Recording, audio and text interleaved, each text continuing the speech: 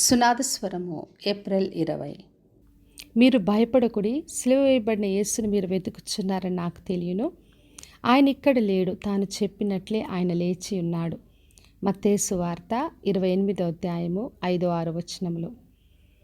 యేసుప్రభు సమాధి దగ్గర కొందరు స్త్రీలు వెళ్ళినప్పుడు దూత వాళ్ళతో పలికిన మాటలు. మీరు భయపడకుడి, సిలువ వేయబడిన యేసును మీరు వెతుకుచున్నారని నాకు తెలియను. ఆయన ఇక్కడ లేడు, తాను చెప్పినట్లే లేచి ఉన్నాడని పలికెను. మరి యేసు ప్రభు ఆయన చెప్పినట్టుగానే లేచి ఉన్నాడు.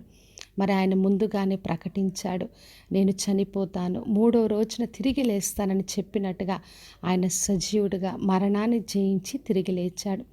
వాళ్ళందరూ కూడా భయముతో మహానందంతో వెళ్తున్నప్పుడు యేసు ప్రభు వారిని ఎదుర్కొని శుభమని చెప్పాడు, భయపడకుడి అని చెప్పాడు. మరి భయముతో కలవరంతో ఉన్న మనతో ఈ రోజున చెప్తున్నాడు, మీకు శుభము, భయపడొద్దని ప్రభు మనకు ధైర్యాన్ని ఇస్తున్నాడు. ఎందుకంటే మనకున్న కలవరాలు ఏదైనా, భయం ఏదైనా, ఎటువంటి స్థితిలో మనమున్న మరణాన్ని జయించిన సజీవుడైన దేవుణ్ణి మనము కలిగి ఉన్నాం. కాబట్టి ఆయనను బట్టి అన్ని పరిస్థితుల్లో మనము జయం పొందుకుంటాం. కాబట్టి ఆయనను బట్టి మనం విశ్వాసంతో ముందు కొనసాగాలని ప్రభు కోరుతున్నాడు.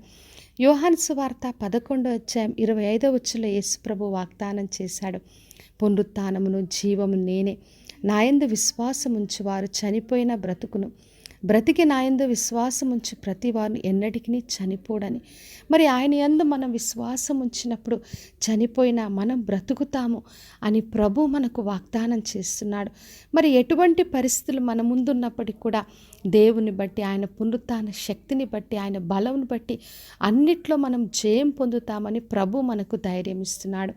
కీర్తనలో 16:10 రాయబడి ఉంది, ఎందుకనగా నీవు నా ఆత్మను పాతాళములో విడిచిపెట్టవు, నీ పరిశుద్ధిని కుళ్ళు పట్టనీయవని రాయబడి ఉంది. కాబట్టి నా ప్రియ సహోదరి సహోదర, ఎటువంటి భయాలున్నా కలవరాలున్నా ధైర్యంతో విశ్వాసంతో జీవించుట కొరకు మన ప్రభు మరణాన్ని జయించి ఆ మరణ దాస్యం నుండి భయంలోంచి మనకు విడుదలిచ్చాడు. కాబట్టి మనము ఆయన వైపు చూద్దాం, ఆయన పునరుత్థాన శక్తిని బలమును పొందుకుందాం. ఆయన మన కొరకు నిత్య జీవాన్ని సిద్ధపరిచాడు.